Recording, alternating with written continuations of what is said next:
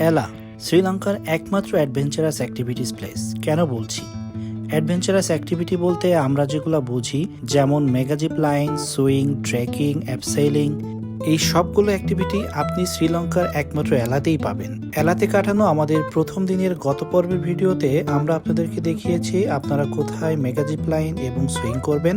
আমরা আপনাদেরকে দেখিয়েছি trekking to the Little Adam's Peak. আপনারা কেউ গত পর্বে ভিডিওটি মিস করে থাকলে ডেসক্রিপশনে দেওয়া লিঙ্ক থেকে দেখে নিতে পারেন। আজকের ভিডিওতে আমরা আপনাদেরকে দেখাবো এশিয়ার সবচেয়ে সুন্দর ট্রেন জার্নি, অন্যতম অ্যাডভেঞ্চারাস ওয়াটারফল অ্যাক্টিভিটি অ্যাবসেইলিং, যেটা সমগ্র শ্রীলঙ্কার শুধুমাত্র এলাতেই পাবেন। সাথে থাকছে এলার আরও কয়েকটি বিখ্যাত টুরিস্ট স্পট, যার মধ্যে আছে সবুজ পাহাড়ের মাঝে অবস্থিত সুউচ্চ ওয়াটারফলস রাবানা ওয়াটারফলস, আছে পাহাড়ের চূড়ায় অবস্থিত অনন্য স্থাপত্য শৈলীর মহাবিনয় মনাস্ট্রি, যেখান থেকে এলা শহরের অসাধারণ ভিউ দেখা যায় এবং মেডিটেশন করা যায়। সুপ্রিয় দর্শক, তাহলে চলুন আর দেরি না করে আপনাদেরকে নিয়ে যাই মূল ভিডিওতে, যেখানে আমাদের দিনটা শুরু হয়েছিল পাহাড়ের চূড়ায় অবস্থিত ছোট্ট একটি গেস্ট হাউস থেকে অসাধারণ সূর্যোদয় দেখার মধ্য দিয়ে।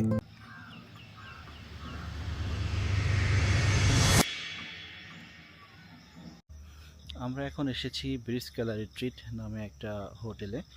এটা একটা ছোট হোটেল, খুব বেশি বড় না, কিন্তু এখানে সবচেয়ে ভালো জিনিস যেটা হচ্ছে এখান থেকে সূর্যোদয় দেখা যায় এবং ভিউটা অসাধারণ। একেবারে পাহাড়ের চূড়ায় প্রকৃতির মাঝে অবস্থিত ছোট্ট এই গেস্ট হাউসটিতে এন্ট্রি করার শুরুতেই আপনারা পেয়ে যাবেন প্রাকৃতিকভাবে জন্মানো অনেকগুলো ফুলের গাছ। এই গেস্ট হাউসটি আপনাকে অ্যাস্থেটিক ভাইব দিবে। এই গেস্ট হাউসটিতে শুরুতেই আপনারা পেয়ে যাবেন এরকম একটি কাঠের রাস্তা এবং এখানে অনেকগুলি সুন্দর সুন্দর বসার জায়গা করা আছে, যেগুলো কাঠ এবং পাথর দিয়ে তৈরি করা। এখানে যখন আপনি এক কাপ চা হাতে সকালবেলা বা আপনার বিকালটাকে কাটাতে বসবেন, তখন চারপাশের নীরবতা, পাখির কোলাহল এবং সামনের পাহাড়গুলোর ইনফিনিটি ভিউয়ের মাঝে আপনি নিজেকে অন্যরকমভাবে আবিষ্কার করবেন, যেটা অন্য বড় বড় রিসোর্টে গেলেও আপনি পাবেন না। এই গেস্ট হাউসটিতে 2টা ফ্লোর আছে। নিচ দিক দিয়ে গেলে এখানে আপনারা 2টা রুম পেয়ে যাবেন এবং উপরে আসলে আপনারা আরও 2টা রুম পেয়ে যাবেন। এই ছোট্ট গেস্ট হাউসটির এটি হচ্ছে রেস্টুরেন্ট এরিয়া। এটা ছোটোখাটো সিমছাম বাট খুবই সাজানো গোছানো এবং এখান থেকে চারপাশের ভিউটা ভাই এক কথায় অসাধারণ। এখানে বসে আপনি সকালের নাস্তা খেতে খেতে যখন একটু একটু করে সূর্যোদয়টা দেখবেন, তখন আপনার মনে হবে জীবনে আর কিছু চাই না, এখানেই হারিয়ে যাই, এখানেই থেকে যাই।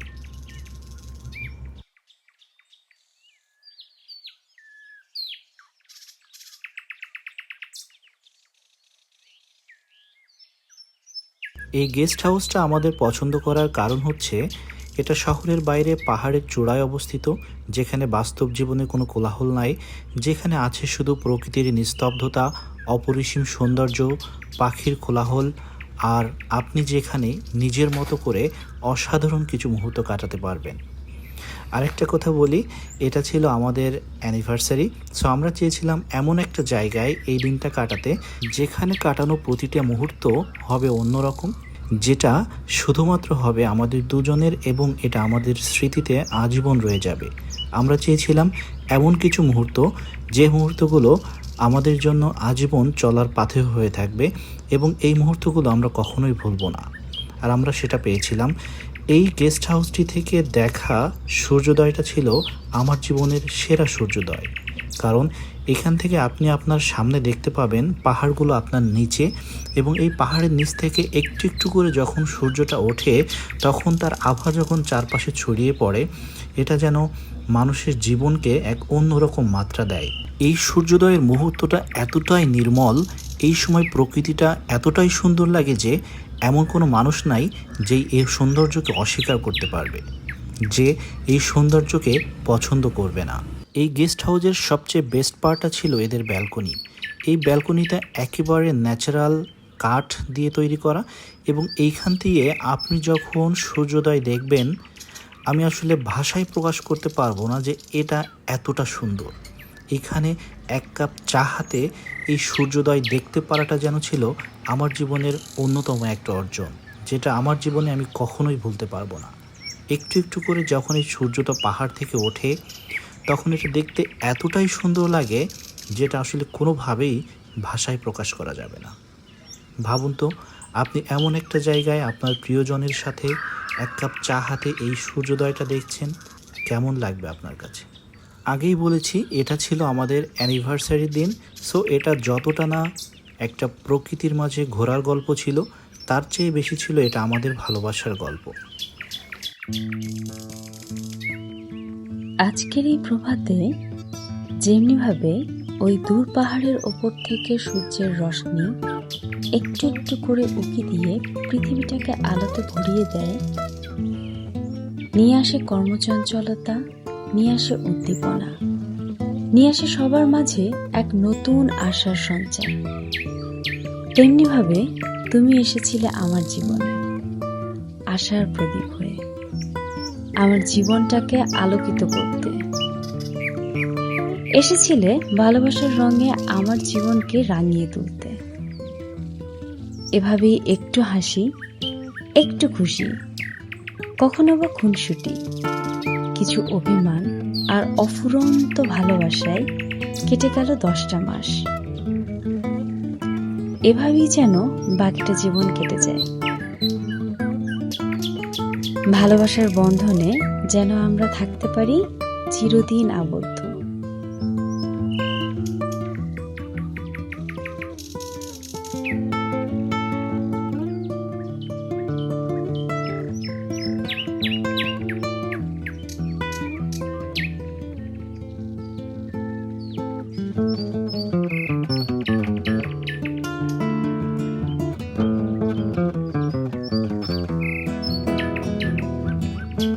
আমাদের একসাথে চলার পথের এই 10 মাসে আজকের এই দিনটি এভাবেই যেন রোজ আসে।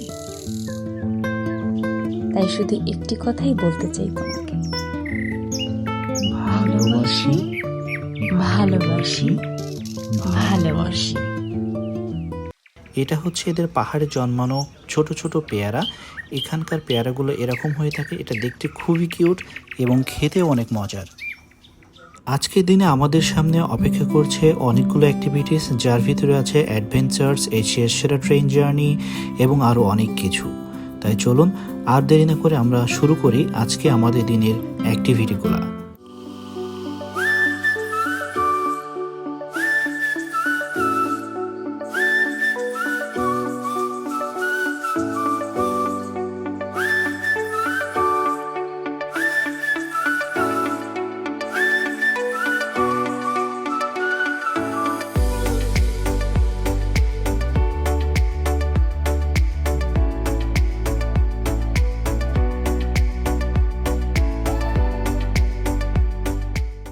আজকের দিনের শুরুতেই আমরা যাই আমাদের গেস্ট হাউসটি থেকে মাত্র 10 মিনিটের অবস্থিত একটি বিখ্যাত মোনাস্ট্রিতে, যেখান থেকে চারপাশের অসাধারণ ভিউ দেখা যায় এবং এখানে ট্যুরিস্টরা মূলত আসে মেডিটেশন করার জন্য এবং চারপাশের এই ভিউটাকে উপলব্ধি করার জন্য। আমরা এখন মহাভেনয়া বুদ্ধিস্ট মোনাস্ট্রিতে। এই মোনাস্ট্রিয়ের 2টা প্রবেশ পথের মাঝে এটা হচ্ছে একটি প্রবেশ পথ, যার শুরুতেই আপনি পেয়ে যাবেন সুন্দর কারুকার্যমণ্ডিত একটি ফাউন্টেইন এবং একটি ছোট্ট জলাধার, যেখানে রং বেরঙের মাছ দেখতে পাবেন।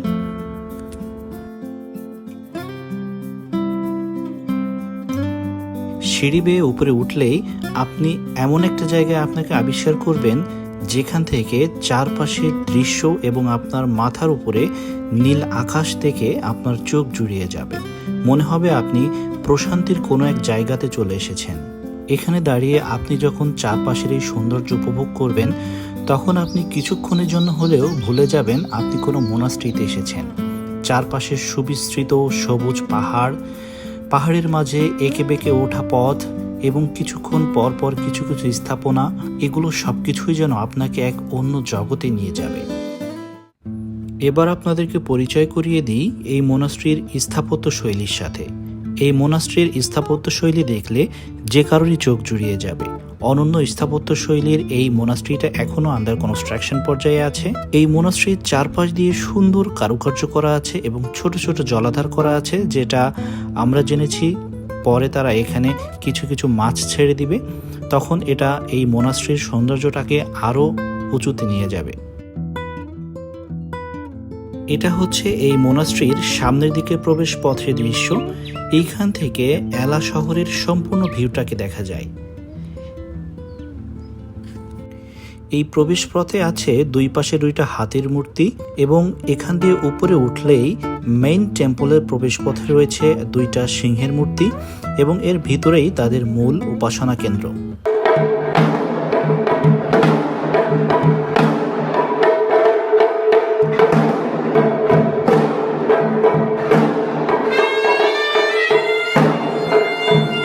এখন আমরা আপনাদেরকে নিয়ে যাব সেই অংশটাতে, যে অংশটাতে বুদ্ধদের মূল মন্ত্র এবং তাদের টিচিং সম্পর্কে আলোচনা করা হয় এবং মেডিটেশন করা হয়। এই মোনাস্ট্রিটি এলা থেকে মাত্র 10 কিলোমিটার দূরে অবস্থিত। আপনি টুকটুক অথবা প্রাইভেট কারে করে এখানে আসতে পারেন। এই মোনাস্ট্রিটি 1999 সালে প্রতিষ্ঠিত হয়। এটি ইউরোপিয়ানদের কাছে বেশি পরিচিত।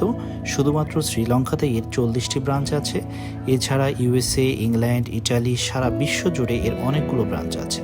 আমাদের আগের ভিডিওগুলো দেখে আপনারা অলরেডি জানতে পেরেছেন যে এই বুদ্ধিস্ট টেম্পলগুলোতে হিজাব পরে আসা অ্যালাউড না, কিন্তু এখানে আসার পর আমাদের একজন লোকালের সাথে পরিচয় হয়ে যায়, যিনি আমাদেরকে এখানে আসার জন্য হেল্প করেছিলেন।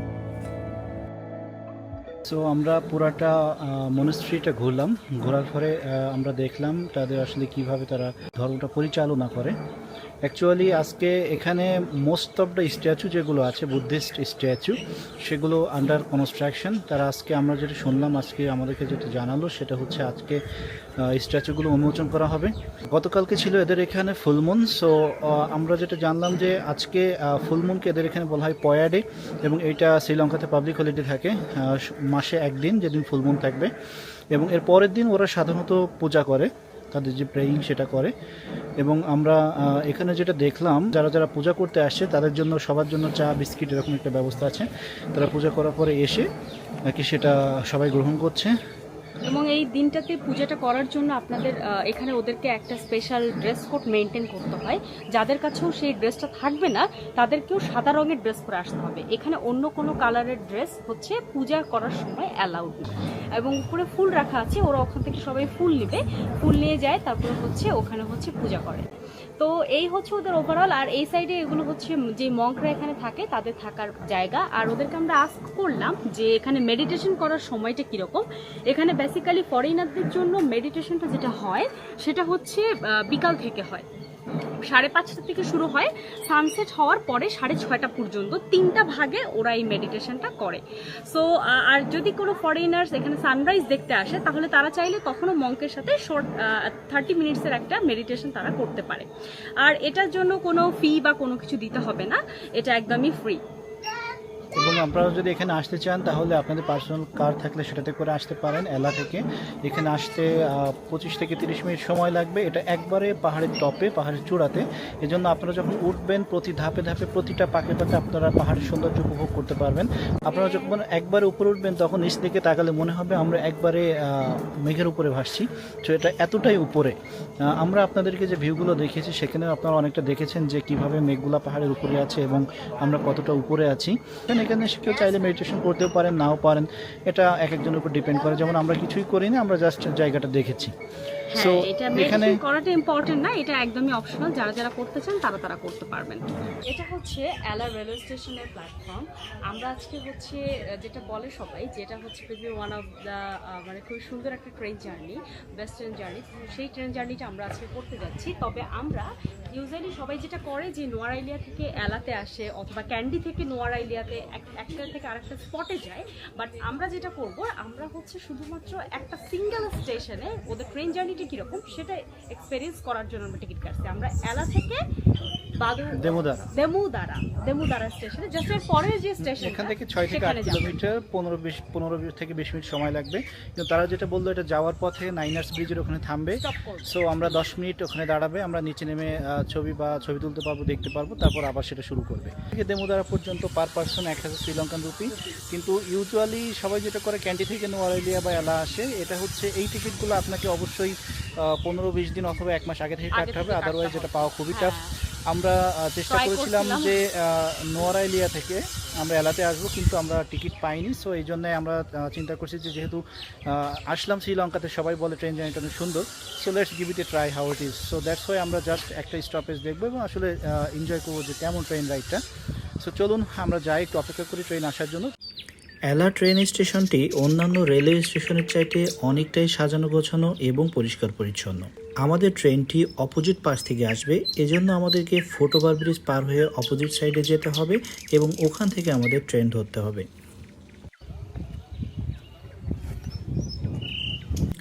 চারপাশের সুবিস্তৃত এবং সবুজ পাহাড়ে ঘেরা এই ছোট্ট রেল স্টেশনটি যদি এতটাই সুন্দর হয়, না জানি আজকে আমাদের ট্রেন জার্নিটা আরও কত বেশি রোমাঞ্চকর এবং সুন্দর হতে যাচ্ছে। হ্যাঁ বন্ধুরা, এই এলা রেল স্টেশনটি এতটাই সুন্দর।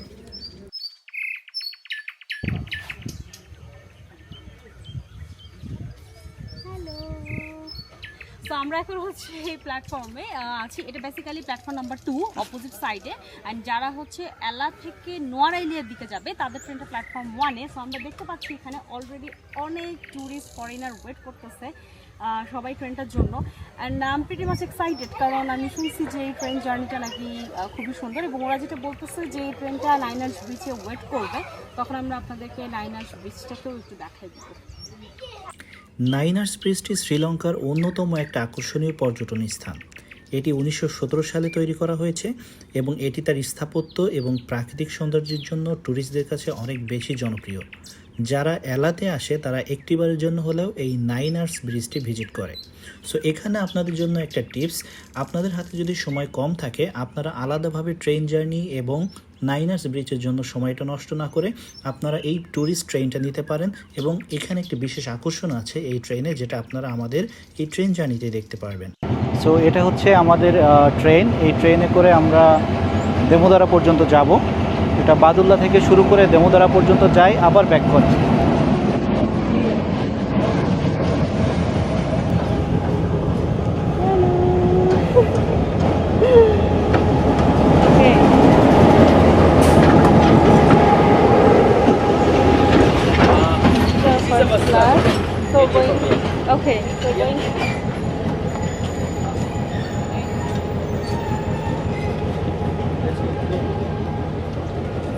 এখানে আমাদের সাথে একটা হাদসা হয়। ঘটনাটা হচ্ছে, আমরা টিকিট কেটেছিলাম ট্রেনের ফার্স্ট ক্লাসে, কিন্তু ট্রেনে ওঠার পর তারা আমাদেরকে বললো ফার্স্ট ক্লাসে তারা কোনো যাত্রী নিচ্ছে না, সো সবাইকে সেকেন্ড অ্যান্ড থার্ড ক্লাসে উঠতে হবে। কিন্তু আমরা ফার্স্ট ক্লাসে টিকিটটা কেটেছিলাম বেশি প্রাইস দিয়ে, কিন্তু আমাদের হাতের সময় ছিল না যে টিকিটটা চেঞ্জ করার জন্য। এখানে আপনাদের জন্য একটা টিপস, আপনারা যারা এই ট্যুরিস্ট ট্রেনটাতে ভ্রমণ করবেন তারা ফার্স্ট ক্লাসে টিকিট না কেটে সেকেন্ড বা থার্ড ক্লাসে কাটবেন, কারণ এই 20 থেকে 30 মিনিটের জার্নিটা আপনারা প্রকৃতির সৌন্দর্য দেখতে দেখতে এবং ছবি তুলতে তুলতে অনায়াসে কাটিয়ে দিতে পারবেন। তাছাড়া এই ট্রেনের একটা স্পেশাল সাতখোলা এরিয়া আছে, যেখানেও আপনারা অনেকটা সময় কাটাতে পারবেন। এটা আপনাদেরকে আমরা একটু পরে দেখাচ্ছি। একটু পরেই শুরু হয়ে গেল আমাদের সেই কাঙ্ক্ষিত ট্রেন জার্নি। এই ট্রেন জার্নিটাকে এশিয়ার সবচেয়ে সুন্দর ট্রেন জার্নি বলা হয়ে থাকে, তার কারণ হচ্ছে এর প্রাকৃতিক সৌন্দর্য। এই ট্রেনটা পাহাড়ের ভিতর দিয়ে মাঝে মাঝে টানেলের মধ্য দিয়ে চলে যায় এবং চারপাশের দৃশ্যটা এত বেশি সুন্দর আপনি কল্পনাও করতে পারবেন। তাহলে চলুন সুপ্রিয় দর্শক, আর কথা না বাড়িয়ে আমরা এই ট্রেন জার্নিটা উপভোগ করি এবং আমাদের সাথে আপনারাও উপভোগ করতে থাকেন।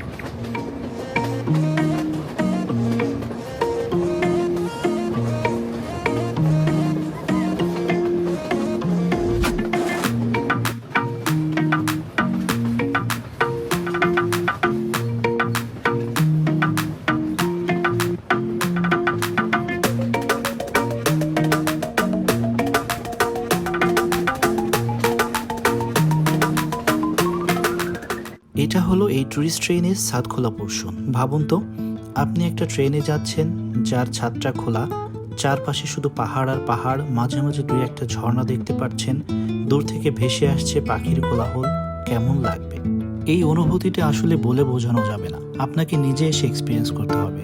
আপনি যদি এলাতে আসেন তাহলে অবশ্যই এই ছাদ খোলা ট্যুরিস্ট ট্রেন জার্নিটা উপভোগ করবেন। আমরা এখন ট্রেনে যাচ্ছি আমাদের এলা থেকে দামোদরা পর্যন্ত। এই ডেকটা হচ্ছে ওপেন ডেক, এখানে উপরে কোনো কাভার বা ছাদ নাই। তো এখান থেকে আপনারা পাহাড়ের সৌন্দর্য এবং প্রকৃতি দেখতে দেখতে যেতে পারবেন।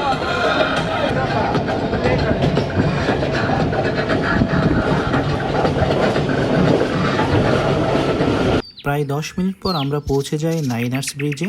এই সেই বিখ্যাত নাইনার্স ব্রিজ, যেটা ট্যুরিস্টদের কাছে অনেক বেশি জনপ্রিয়। যে কোনো জায়গাতে আপনারা শ্রীলঙ্কার ছবি দেখলেই এই নাইনার্স ব্রিজের ছবি পাবেন। নাইনার্স ব্রিজটা মূলত বিখ্যাত এর স্থাপত্য শৈলীর জন্য। নাইনার্স ব্রিজের নামকরণটা মূলত এর নামের মধ্যেই লুকিয়ে আছে। 9 মানে হচ্ছে এটি 9টি পিলারের উপর অবস্থিত, এবং আর্চ তার মানে হচ্ছে এটি ধনুক আকৃতির। সো এটি ধনুক আকৃতির স্তম্ভ হয়, এটার নামকরণ করা হয়েছে নাইনার্স ব্রিজ।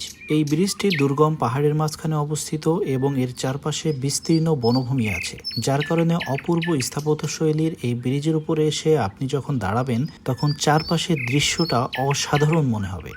এজন্যই মনে হয় ট্যুরিস্টদের কাছে এটা এত বেশি জনপ্রিয়। এখানে 10 মিনিট অপেক্ষা করে আমাদের ট্রেনটি আবার চলতে শুরু করলো।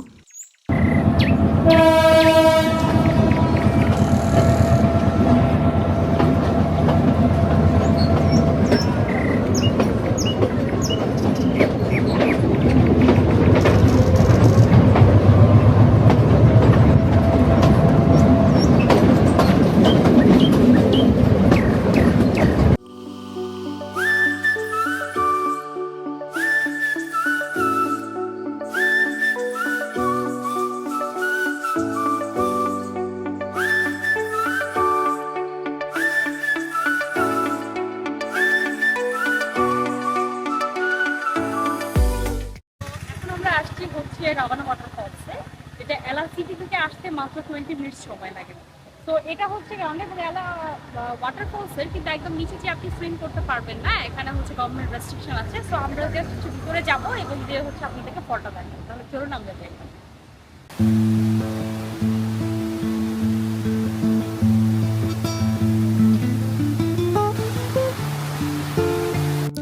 এই রাভানা এল্লা জলপ্রপাতটিও এলার অন্যতম আকর্ষণীয় টুরিস্ট স্পট।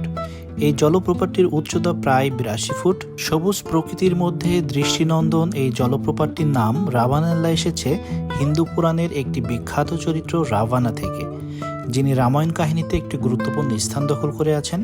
বলা হয়ে থাকে যে রাভানা এই অঞ্চলে অবস্থান করেছিলেন এবং এই জলপ্রপাতের কাছে তিনি তার শাসনকাল চলাকালীন সময়ে একটি গুহায় বসবাস করতেন।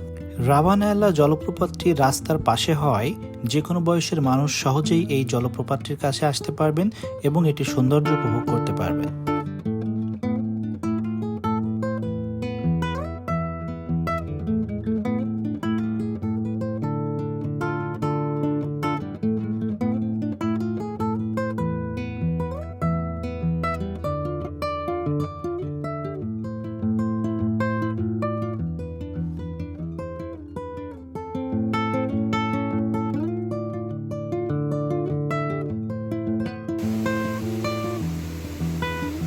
এখন আমরা বেরিয়ে পড়েছি আমার জীবনের অন্যতম একটা অ্যাডভেঞ্চার অ্যাক্টিভিটি করার জন্য, যেটার নাম হচ্ছে অ্যাবসেইলিং।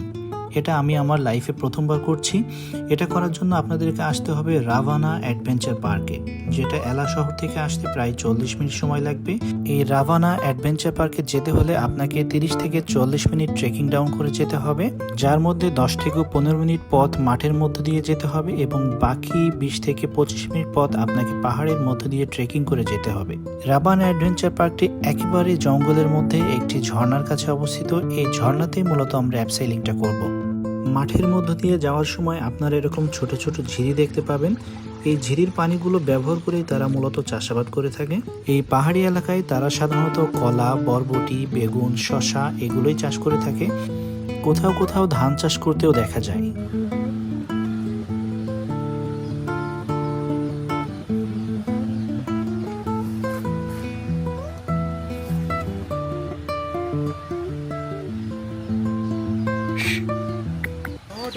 আমাদের মতো লাকি হলে আপনারা এরকম ওয়াইল্ড পিকক বা বন্য ময়ূরও দেখা পেয়ে যেতে পারেন। এবং এই বন্য ময়ূরগুলা তাদের পাহাড়ে খুবই স্বাচ্ছন্দ্যে ঘুরে বেড়াচ্ছে, কেউ তাদের কোনো ক্ষতি করারও চেষ্টা করছে না এবং তাদের ধরারও চেষ্টা করছে না। এই জিনিসটা আমার কাছে খুবই ভালো লেগেছে এবং এরকম বন্য ময়ূর দেখতে পাওয়াটা আসলে অনেক ভাগ্যের ব্যাপার।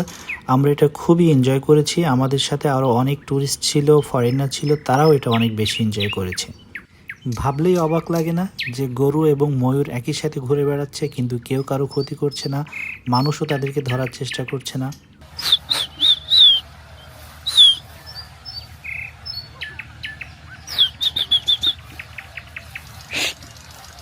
ট্রেকিং করার পথে আপনারা এরকম ছোট ছোট দুই একটা দোকান পেয়ে যাবেন। আপনারা যদি ক্লান্ত হয়ে যান তাহলে এই সকল দোকান থেকে আপনারা আমাদের মতো ডাব, পানীয় বা যে কোনো স্ন্যাক্স খেতে পারেন। এসব দোকানের প্রাইসটা অনেক রিজনেবল। একটি ডাব আমাদের কাছ থেকে নিয়েছিল 150 শ্রীলঙ্কান রুপি। যাই হোক, ডাব খেয়ে আমরা আবার রওনা দেই আমাদের রাবানা অ্যাডভেঞ্চার পার্কের উদ্দেশ্যে, এবং এখান থেকে মাত্র 10 মিনিট ট্রেকিং ডাউন করে আমরা পৌঁছে যাই রাবানা অ্যাডভেঞ্চার পার্কে। সো এটা হচ্ছে রাবানা ওয়াটারফলসের অ্যামিউজমেন্ট পার্কের পোর্শনটা। যারা রাবানা ওয়াটারফলসে কিছু অ্যামিউজমেন্ট পার্ক অ্যাক্টিভিটি আছে, যারা এই অ্যামিউজমেন্ট পার্ক অ্যাক্টিভিটিটা করবে তাদের জন্য বেসিক্যালি এই সাইডটা। সবার ফার্স্টে আপনাকে ট্রেকিং ডাউন করে এই সাইডে আসতে হবে, দেন আপনি অ্যাক্টিভিটিটা করবেন, দেন অপোজিট সাইডে আমরা সেই ওয়াটারফলটাকে দেখব। সো ও অলরেডি রেডি হচ্ছে সেই অ্যাক্টিভিটিটি করার জন্য, এবং এইখানে হচ্ছে ট্রেকিং ডাউন করে আসার পরে নিচে আসলে হচ্ছে ওদের সেই সেন্টার, এখান থেকে আপনাকে সমস্ত ইকুইপমেন্টস ওরা প্রোভাইড করবে, এবং এই ইকুইপমেন্টসটা নিয়ে দেন হচ্ছে আমরা এখন নিচে নামবো। সো ও অলরেডি রেডি হচ্ছে সেইসের জন্য অ্যাক্টিভিটিটা করবে। এখন হচ্ছে ওরা সমস্ত লাইফ জ্যাকেট প্লাস হচ্ছে বেল্ট যা যা হচ্ছে ওদের সেফটি ইকুইপমেন্টস লাগে সেগুলো করে, এবং উপরে এখানে আপনার ড্রেস চেঞ্জ করতে পারবেন। এসে আপনার কমফোর্টেবল ড্রেস হচ্ছে আপনি ওয়্যার করবেন, দেন হচ্ছে এখান থেকে আমরা সেই অ্যাক্টিভিটিটা স্টার্ট করব। এই রাভানা অ্যামিউজমেন্ট পার্কটি একেবারে বনের ভিতরে অবস্থিত, এবং এখানে যে ওয়াটারফলসটি আছে এটা দেখতে খুবই সুন্দর। আর সেই সুন্দর ওয়াটারফলসেই আমি করতে চলেছি আমার জীবনের প্রথম অ্যাবসেইলিং। আর এই অ্যাবসেইলিং এর জন্য আপনাদেরকে পে করতে হবে শ্রীলঙ্কান 35,000 রুপি, যেটা ডলারে 110 থেকে 112 ডলারের মতো পড়ে। এই রাভানা অ্যামিউজমেন্ট পার্কে আপনারা পেয়ে যাবেন 3 ধরনের প্যাকেজ। 1 নাম্বার প্যাকেজ হচ্ছে আপনারা শুধুমাত্র অ্যাবসেইলিংটা করতে পারেন। 2 নাম্বার প্যাকেজ হচ্ছে আপনারা অ্যাবসেইলিংয়ের সাথে লাঞ্চ সহ একটা প্যাকেজ নিতে পারেন, এবং 3 নাম্বারটা হচ্ছে আপনারা এখানে নাইট ক্যাম্পিং করতে পারেন, কিন্তু নাইট ক্যাম্পিংটা এখন বন্ধ আছে। সো আপনাদের জন্য যেটা ভালো মনে হয় আপনারা এখান থেকে সেই প্যাকেজটা চুজ করবেন। আমরা শুধুমাত্র অ্যাবসেইলিংয়ের প্যাকেজটা নিয়েছিলাম। আপনি চাইলে এরকম সুন্দর একটা পরিবেশে বনের ভিতরে ওয়াটারফলসের পাশে বসে আপনার লাঞ্চটা সেরে নিতে পারেন। আমি নিঃসন্দেহে বলতে পারি এটা হবে আপনার জীবনের অন্যতম স্মরণীয় মুহূর্ত। Pallewala? Yeah. I have seen Pallewala waterfall.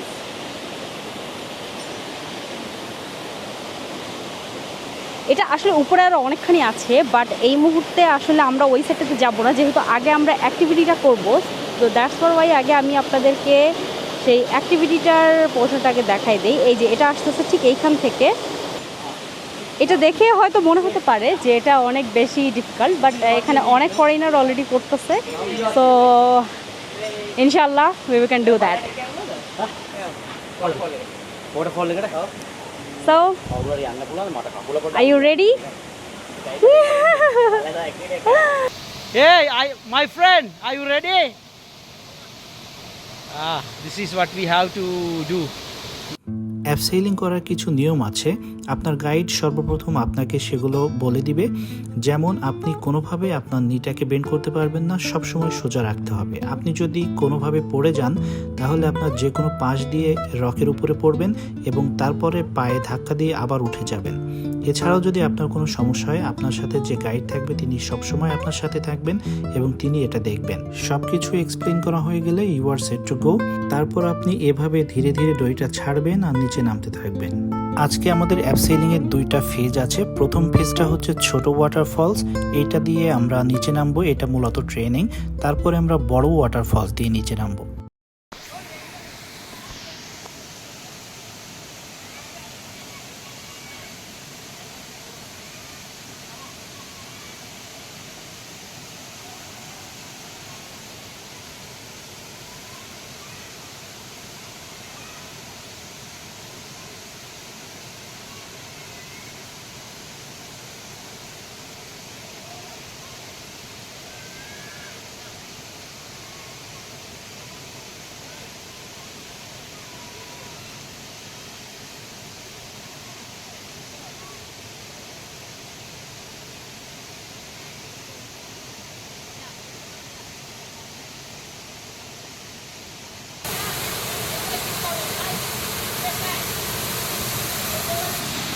Come on.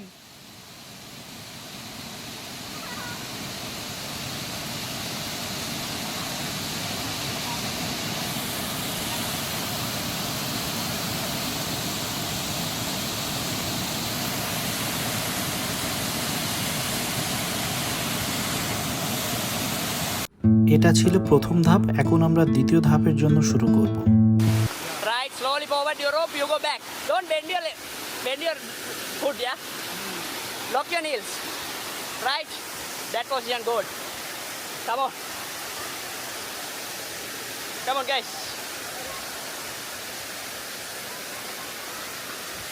Come on, come back.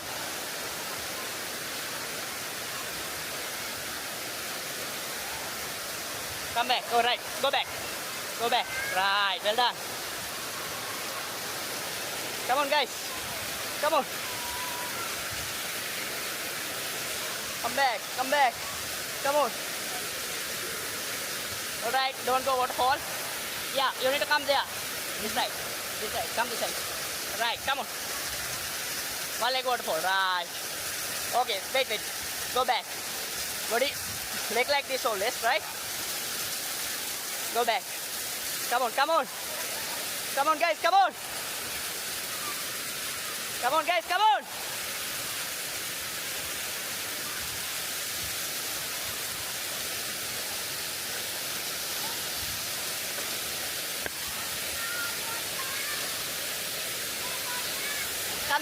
Come there.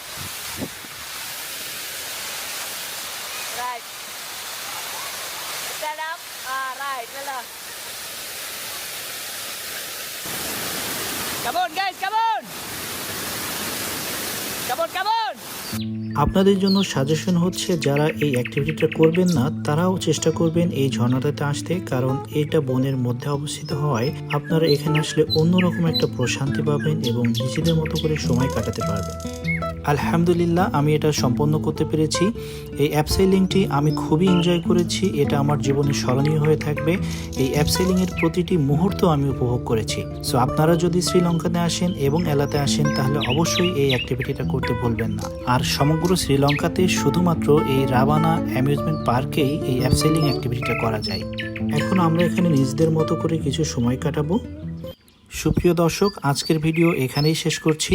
আমাদের ভিডিওটি যদি আপনাদের ভালো লেগে থাকে তাহলে অবশ্যই আমাদের ভিডিওটিতে লাইক দিবেন এবং বন্ধুদের সাথে শেয়ার করবেন এবং আমাদের চ্যানেলটিকে অবশ্যই সাবস্ক্রাইব করবেন।